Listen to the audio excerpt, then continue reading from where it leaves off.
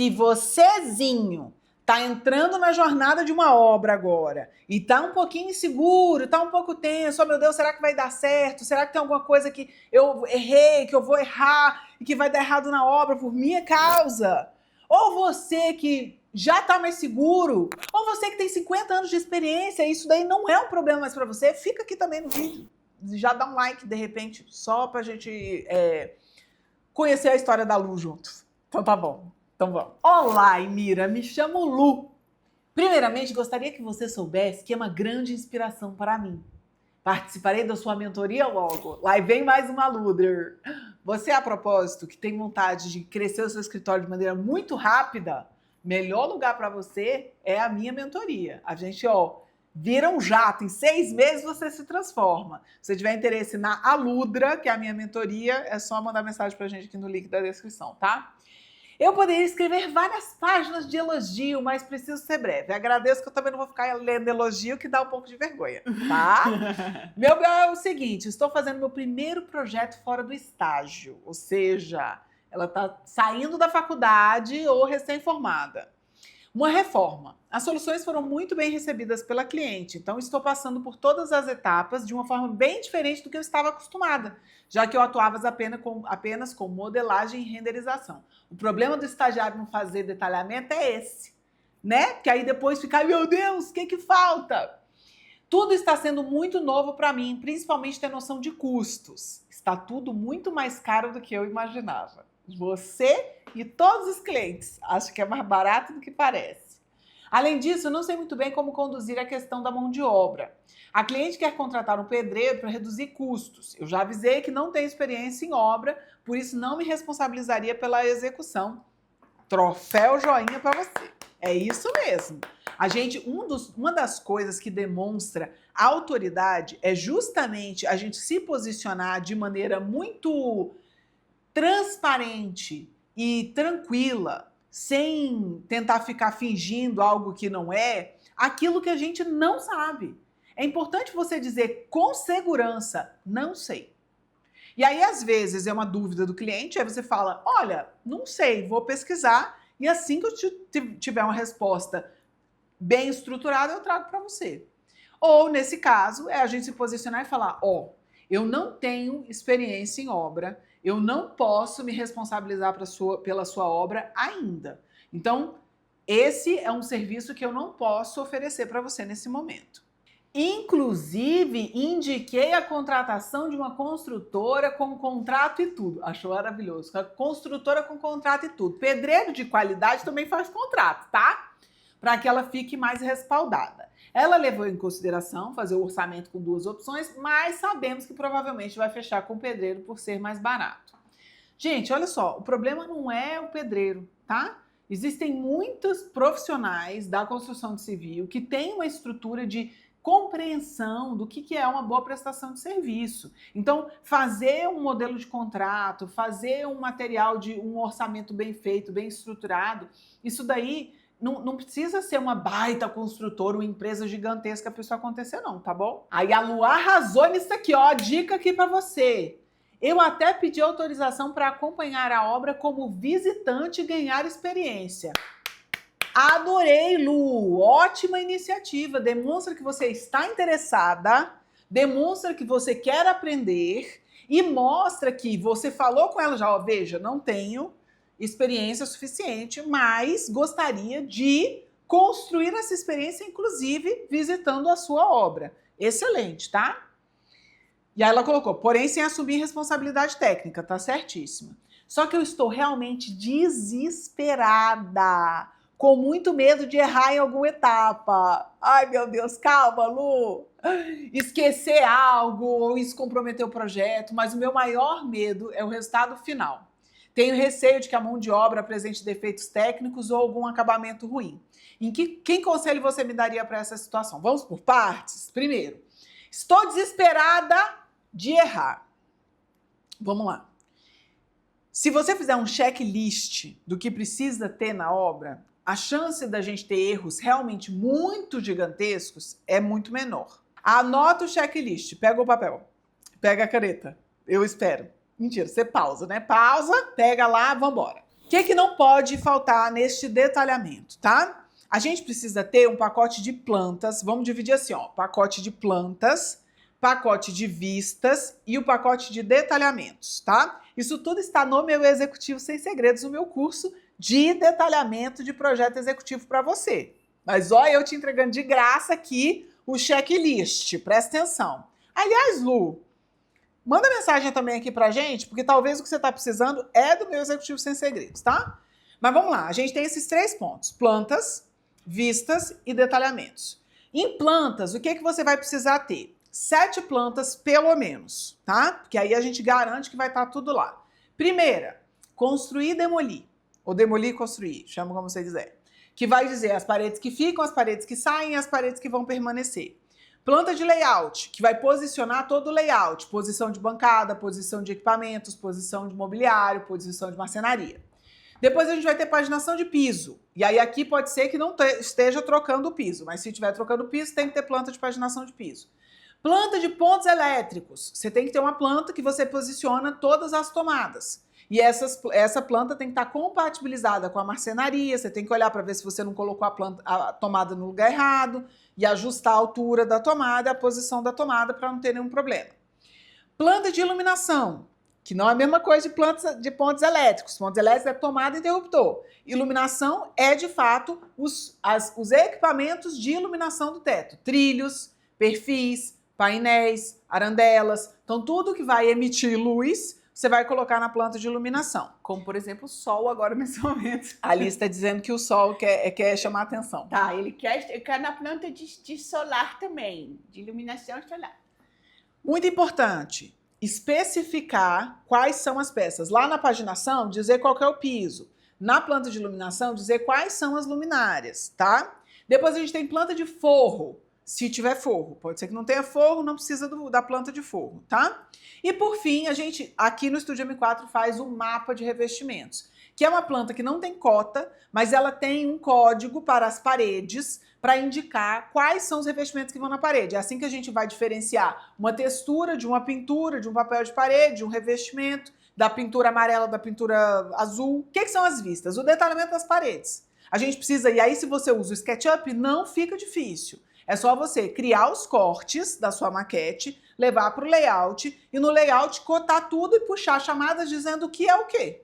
Então a gente precisa das alturas e das especificações de cada parede. Você vai fazer em cada ambiente pelo menos 4 vistas, uma para cada parede, tá?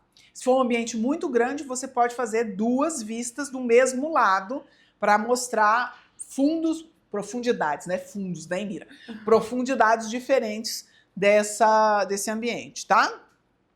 Muito bem, as vistas é só isso. Só que no só, se a gente está falando de uma casa inteira, todos os ambientes vezes 4, né? Então, vistas tem muita informação. E aí a gente vai para os detalhamentos. O que a gente faz aqui? Detalhamento de marcenaria, em que vai estar toda a especificação de todos os armários, com o MDF, com o tamanho do material, a altura, se é porta de giro, se é porta de basculante, se é uma porta de correr, enfim, vai estar tudo isso lá.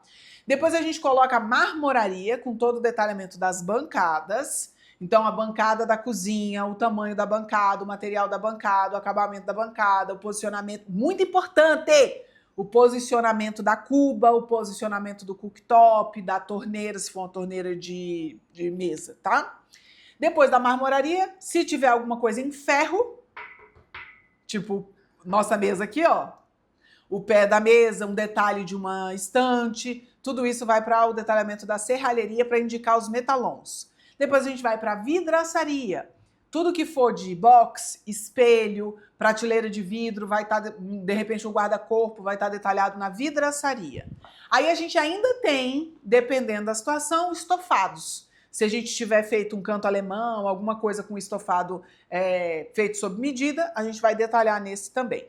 A gente finaliza o nosso projeto com uma tabela com todos os materiais de acabamento. Isso facilita com que o cliente, facilita não, isso permite que o cliente faça a compra de todos esses materiais com todos os quantitativos necessários. Minha querida Lu, talvez você esteja nesse momento caindo para trás e falando, e Mira, se eu fizer tudo isso, vou trabalhar de graça. Por isso que projeto tem que ser bem orçado, porque projeto não é só planta uma ideia criativa e um render, tá? É isso, é essa profundidade do projeto que faz com que as coisas na obra aconteçam com menos problemas. Um problema ou outro, Lu, vai ter. Só que quando você prepara esse material com essa previsão de tudo, a gente tem muito menos dor de cabeça. Vou contar uma fofoca. Um mentorado meu, ontem, querendo trocar uma ideia comigo, me mandou um link de uma coleguinha dele, falando assim, ó, essa aqui é a arquiteta que cobra 10% do valor do meu projeto aqui na minha cidade. Me deu taquicardia de ver esse vídeo dela. Aí ela fez um vídeo na internet, um vídeo na internet é ótimo, né? Quantos anos eu tenho? 82. Ela entrou na internet surfando. Enquanto ela surfava na Surfou na internet. E aí ela postou um vídeo no Instagram dela, que é um compilado de áudios dos pedreiros, eletricistas, tarará, mandando áudio para ela e algumas cenas de obra. Fulana, aqui é a caixinha não sei o que lá, não sei o que lá. Fulana, você pode passar aqui na obra do ciclano? Fulana, você pode ver para mim qual que ficaria a medida da parede do não sei o que? Fulana, essa parede não vai dar para fazer desse jeito. Eu não consegui terminar de ver o vídeo. Por quê? Porque o pedreiro só fica atazanando o arquiteto desse jeito quando não existe um projeto executivo para ser consultado. Pronto, falei. Ai, Mira, mas pedreiro não lê. Lê.